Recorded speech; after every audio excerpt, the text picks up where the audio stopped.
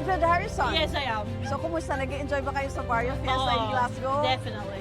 Ma'am, kumusta? Ano ay yung work nyo rito sa Scotland? I work with a company, it's a mortgage broker company. My job is to liaise with the solicitors, the client, to make sure there will be a completion date for their mortgage. Stressful ba siya? Is there any challenge?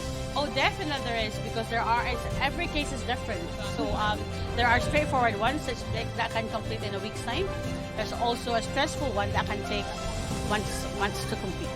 Excited ako, Ma'am Mildred, kasi nabalitaan ko lahat ng produkto namin from Capsule Coffee and Tea. You have tried it for so many years, Yes, I right? do. Bakit MX3? Wherever you go, if you meet Filipino, they always say mangosteen is good for you. Yes. So why not take MX3? It's mangosteen product. And then I just feel, I don't know why, I feel happy if I take MX3. Woman's problem. I always say that, look, I've got MX3 tea here. I can give it to you. There's no specific reason, but I do like MX3. Even if I'm in the Philippines, the first thing I do is go to a shop. Okay, I'm getting MX3. MX3, dito ako bilhin.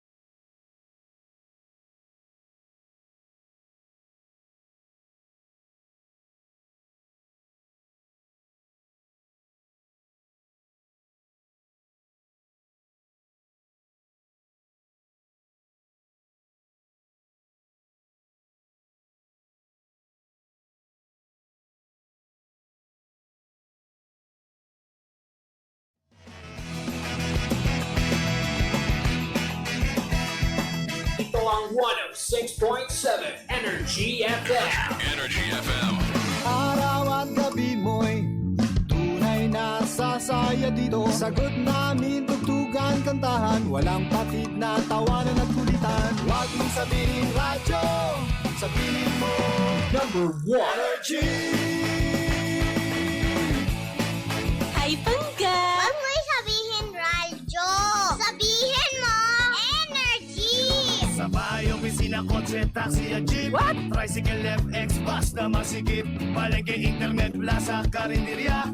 Energy FM, nagbibigay saya. Huwag mong sabihin radyo, sabihin mo number 1 Energy. Pangga, energy kaibigan mo. Pangga, energy ang numero 1. Kaya't tumango na at isigaw mo. Sabihin mo, energy! Huwag mong sabihin radyo, sabihin mo energy. Mga pangga, paalala lamang po, ang 106.7 Energy FM at ang programang Believable Stories ay hindi responsable sa mga opinyon o kwento na ibabahagi ng ating panauhin. Ang mga ito ay personal na pananaw at karanasan ng panauhin at hindi sumasalamin sa paninindigan ng estasyon o ng programa.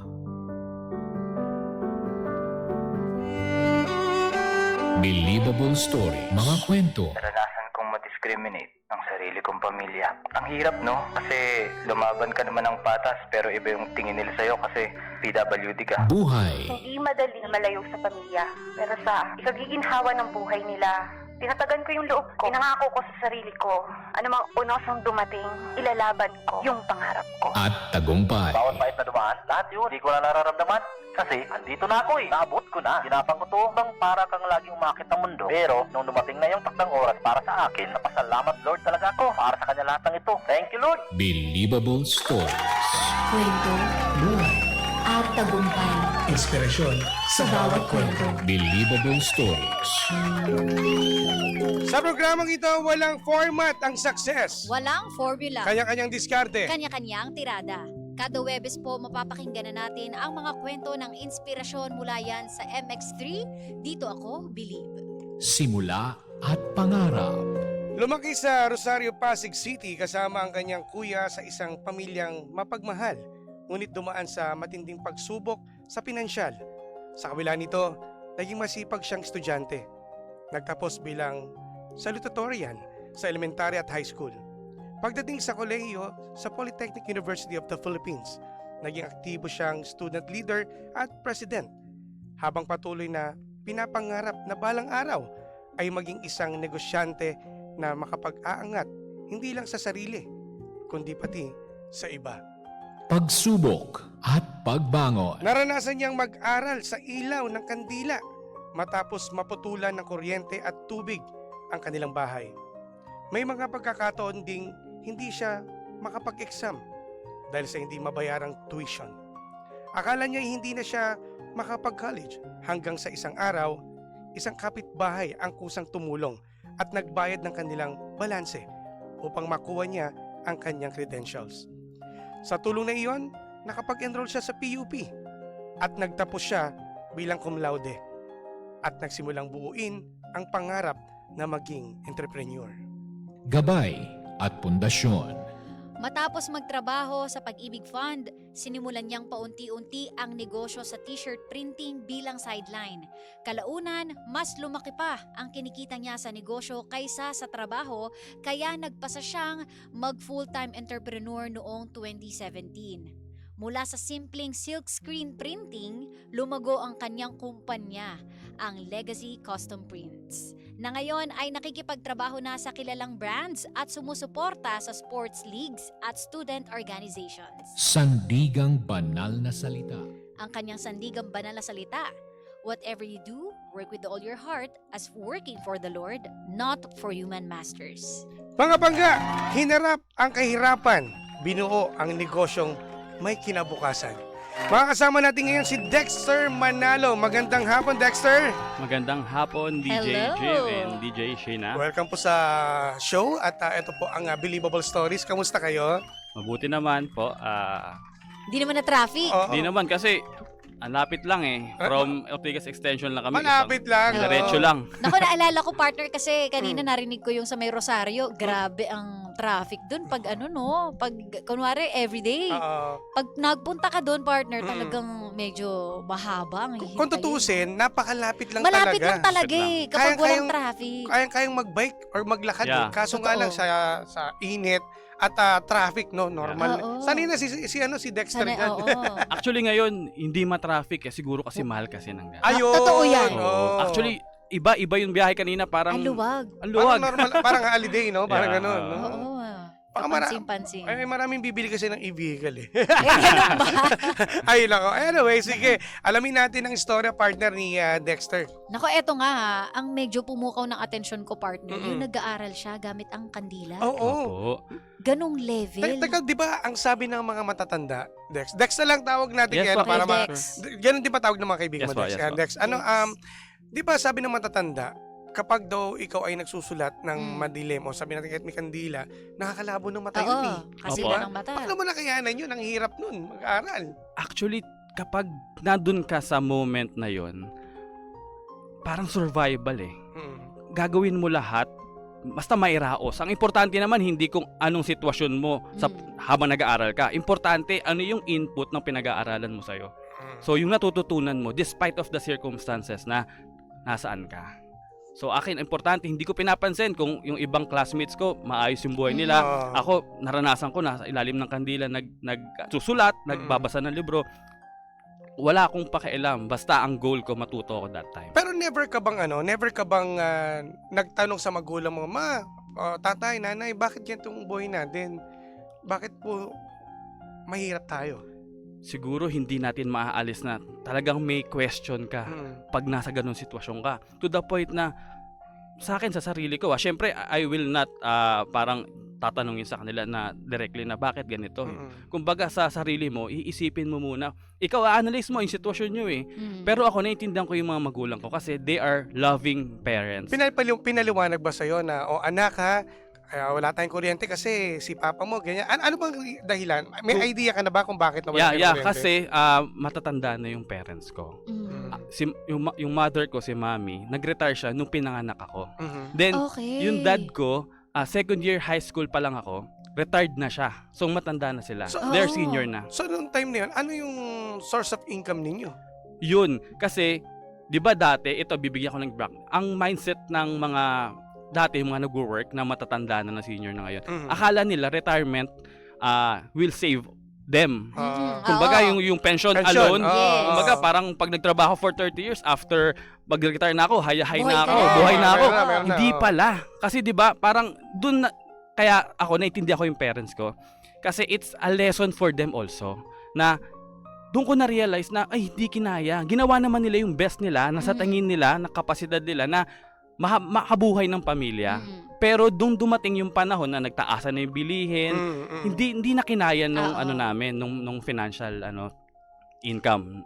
Kasi umaasa na lang kami sa pension eh. Eto ba, tipong kunwari, ilang taon ka nung namulat ka sa katotohanan? Eto ba yung tipong bata ka, umabot ka naman sa nakakapaglaro ka, wala ka pang idea sa o tipong bata ka pa lang, alam mo na? Actually, lumaki ako ng, kumbaga, yung early childhood ko, normal.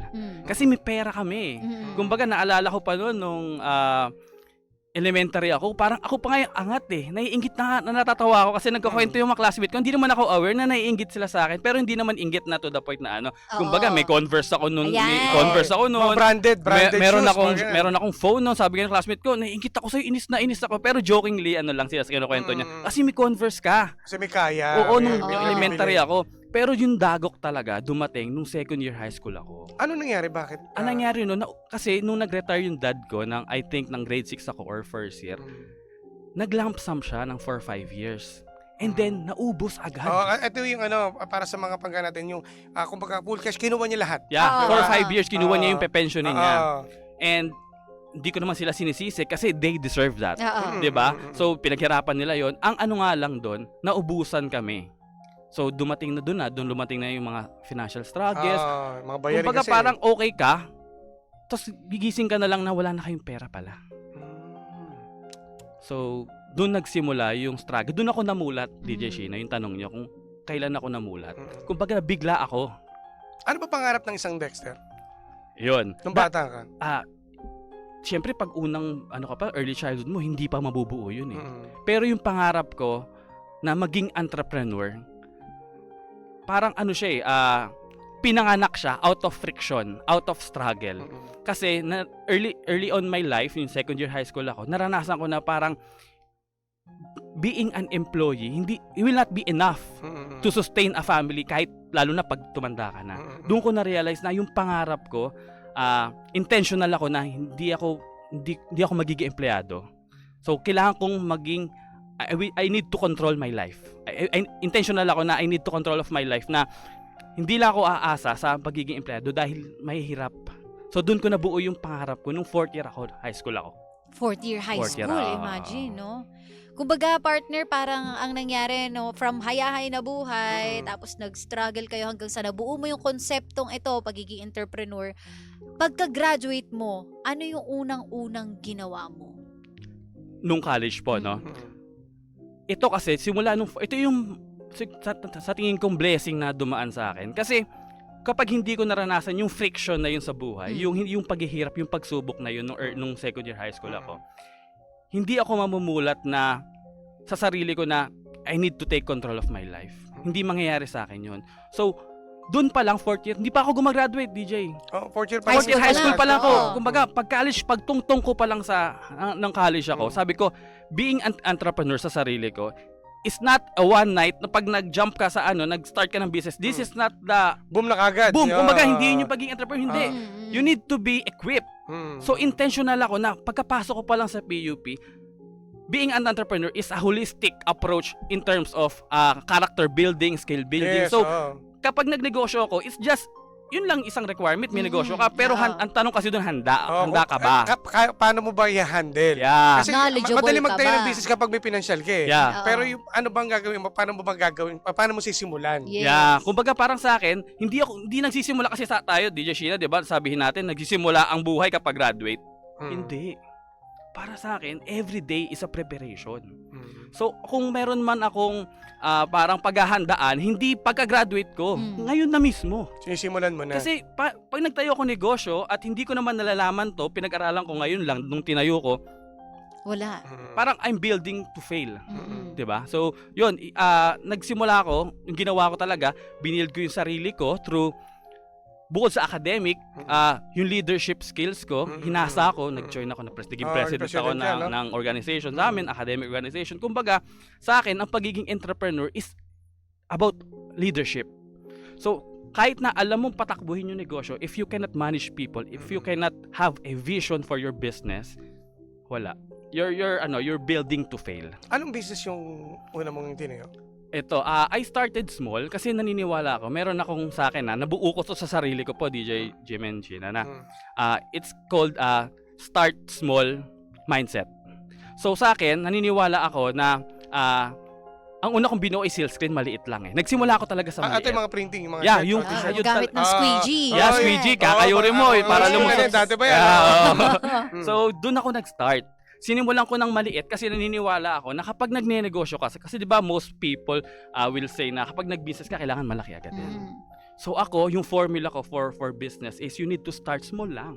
Yung pag sa printing sa mga damit, ikaw may nag-suggest pa sa ito i-business mo? Bakit mo naisip ito? Ayun, so good question, DJ Jim.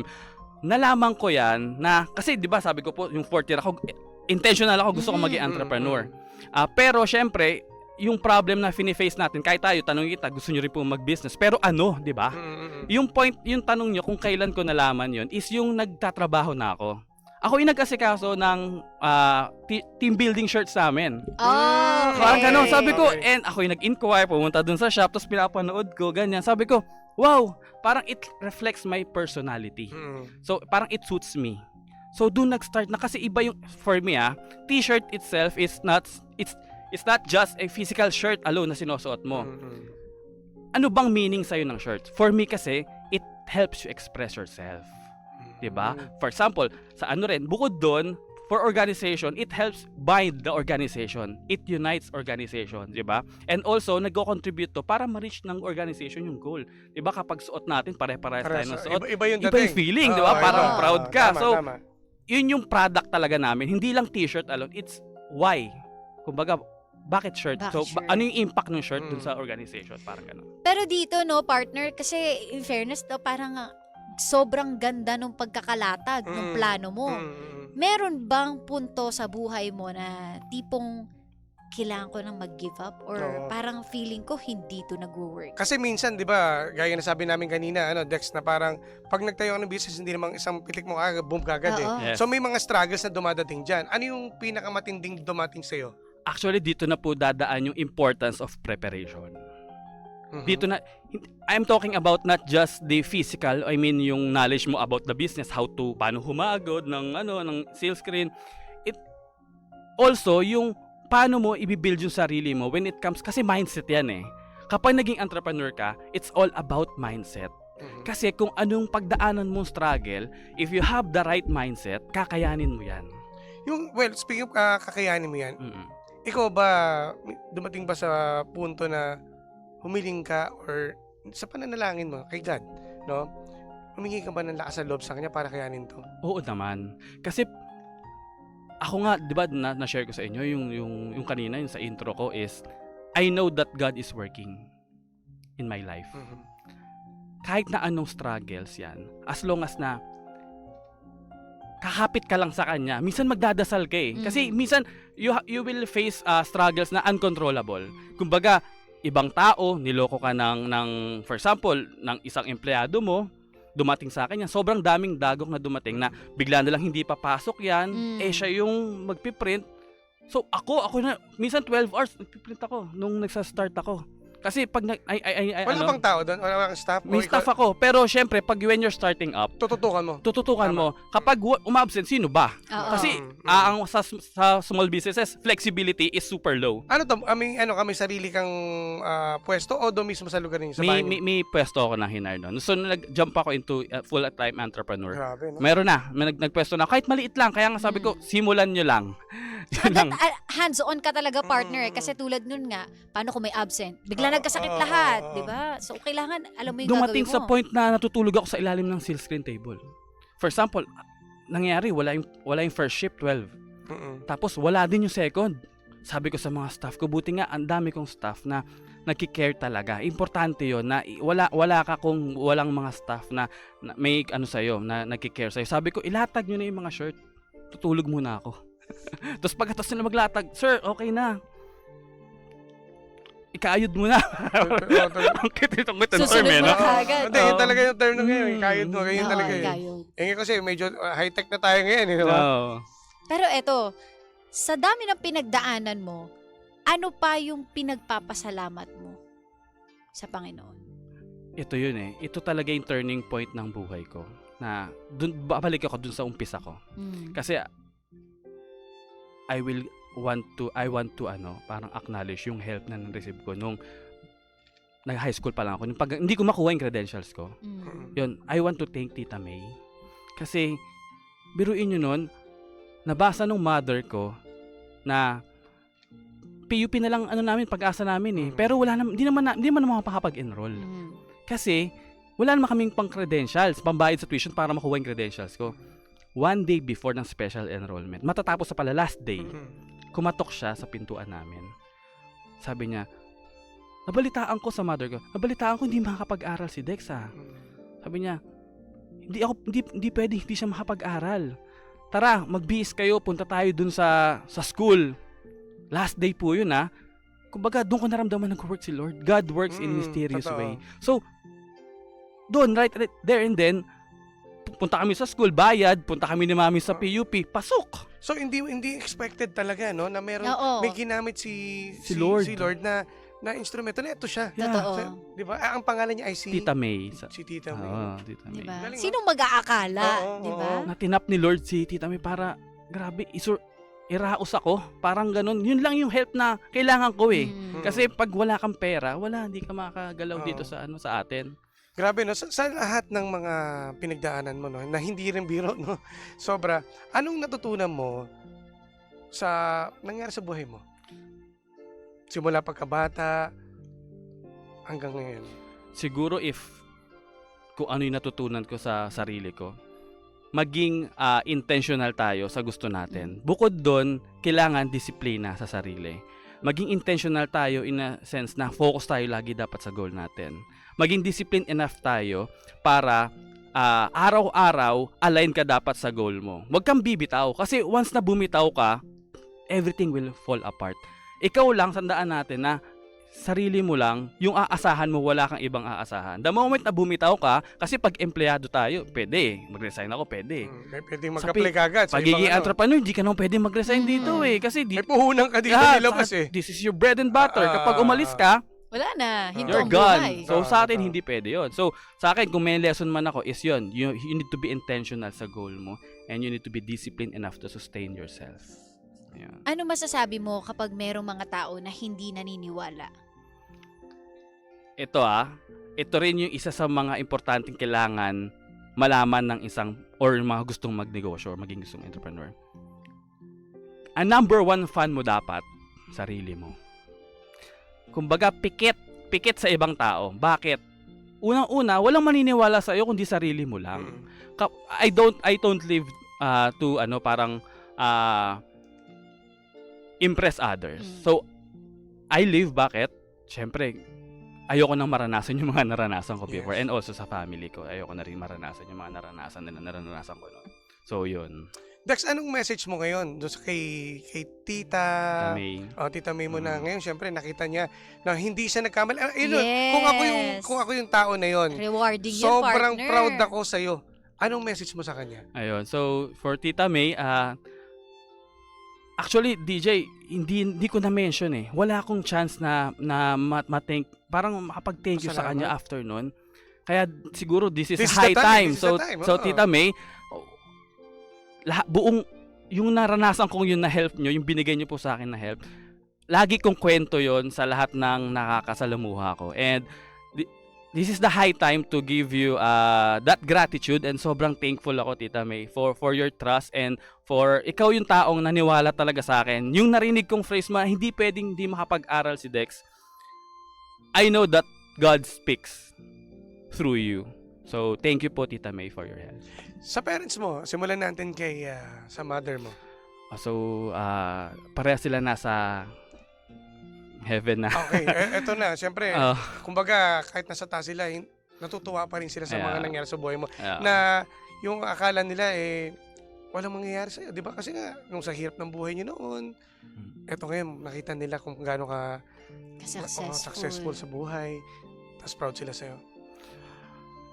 I know, Mommy and Daddy, na proud kayo sa akin, and may message sa inyo is, I know naririnig nyo ako, thank you dahil sa pagmamahal nyo na talagang loving parents. Thank you for sa term na niraos nyo kahit sa makakaya, sa abot ng inyong makakaya, kahit alam kong senior na kayo noon, retired na kayo, na hindi nyo na role na magtrabaho pa, but in your own way, in your own capacity, niraos nyo yung buhay ko. So, I'm very thankful for you, Mommy and Daddy. Ayun, ako, partner. At syempre, yung kanyang partner sa Siyempre, buhay. loving wife niya at ang kanyang baby. Yes. Yan. Ano naman ang message mo sa iyong asawa? Ayan, thank you for always supporting me. Thank you for dahil wala ka namang pagsasabihan ng mga problema mo, kundi sila lang, 'di ba? So sobrang thankful ako nandiyan siya palagi to support me, kahit na moral support, 'di ba? Yes. So that's very important. Yeah. Yun, ako, partner. Iba ang tamis ng tagumpay kapag galing talaga rin sa hirap, no? Sa sarili mong pawis at dugo. Isa kang tunay na karapat-dapat maging presidente. Hindi kasi, kumbaga, yung pinagdaanan niya kumbaga, kung gano'n siya kadisiplinadong tao. Yun rin effort talaga, partner. At saka, ngayon ko lang na pagtanto, partner, no, na hindi ka nga lang basta sasabak sa isang bagay. Yes. Kailangan equipped ka, Lagi kang handa. ka. Kumbaga sa sundalo, lagi kang handa. Ramdam mo yung energy niya di ba? Matapang. Talagang, alam mo yun, kaya sa mga laban. pangga natin, no, na nagpaplano rin, no, na mag-business. Diba? Huwag kayo matakot, no? Yeah. Yes. At ang pinaka-importanting natutunan ko sa story ni Dex, yung pag ikaw nag-business, ito normal to, basic na to sa kanila. Kumbaga normal na ng mga sinasabi, pag nag-business ka, tututukan mo yan. Yeah. Mamahalin mo. Yun, mamahalin. Diba? Nako. At dahil sa iyong storya, ito, tanggapin mo ang paghanga at pagkilala kay Dexter Manalo para sa pagbabahagi ng iyong kwento ng sakripisyo at tagumpay sa programang Believable Stories na nagsilbing inspirasyon sa bawat pangga. Kasama ang aming mga puso at pasasalamat, DJ Jimbo, and yours truly, DJ She. Yun, no? Thank Yan. you. Para sa ito, Dex. Ayan. Thank you po. At Thank wait, you so meron pa, much. Dex. Para sa iyo. Wow, meron Yes, pa. mula naman yan sa MX3. Wow, Dito thank you, ako, MX3. Believe. Yan. Maraming Thank salamat. you. At baka may gusto kong pasalamatan. Oo. Ito na. Alam mo, dito sa live natin, partner, maraming go Dex, go Dex. Wow, I appreciate you all. Ayan mo na sila, i-shoutout mo na, Ayan. pasalamatan yung So, mga... syempre, thank you sa mga sumusuporta, lalo sa Legacy Custom Prints, sa mga organization sa PUP. Mabuhay kayo and thank you for your trust. And also sa mga staff ko na nandyan palagi, shoutout sa inyo na sa pagiging ano nyo, Hindi mga masipag. pangalan sa Ron. Yes, Ito, so nandiyan dami, na. Uy, ah. mga kaibigan ko, Ito, and sir. lalo sa mga friends ko, yan, ngayon kamag-anak. Ayan, oh, si Edwin. Wow, si Edwin, yan. Si Ang dami, San. Ang daming ano, ang daming... Wow, thank you. Yan. Nagulat ako, dami nila. Ayan. Thank you guys. Thank you sa mga lahat ng pumati and nag-support ngayon sa live. Yes, and yung Facebook business- page yung na business- ngayong... yung Ayun, Ano? so it's time to Custom advertise. prints. So like and follow our Legacy Custom Prints page if you have a apparel needs or custom printing needs. Just message us and we will help you. Saktong-sakto yan, no? Magsasummer, di ba? Yes, Uso mga yung- nagliliga. O, mga liga. Yeah, marami na. O yung mga, yung mga, mabakasyon, building. team building, ang dami. Reunion. Reunion, lahat, no? Sama nyo na hanggang Christmas. Yan. Diba? Salamat, Dex. Salamat, Thank you Dex. po. Nako. Thank you JJ so Manny. much. Maraming salamat. At nako, sana sa mga panggapo natin ay minapulot kayong panibago na namang aral at inspirasyon today. Nako, dahil sa programang ito, walang format ang success. Walang formula. Kanya-kanyang diskarte. Kanya-kanyang tirada. Kada Webes po, mapapakinggan na natin ang iba't ibang kwento ng inspirasyon. Dito lamang yan sa Believable Stories. Hatid sa atin ng MX3. Dito ako, Believe. Muli po, ako po ang inyong Jimbo Labog na nambubulabog sa umaga. Ako po si Jimbo at syempre ang aking partner. Ako naman po ang nag-iisang pabebot na si Sheena. Dito lang yan sa number 106.7 Energy FM. Panggawang sabing radyo, Sabihin mo! Energy!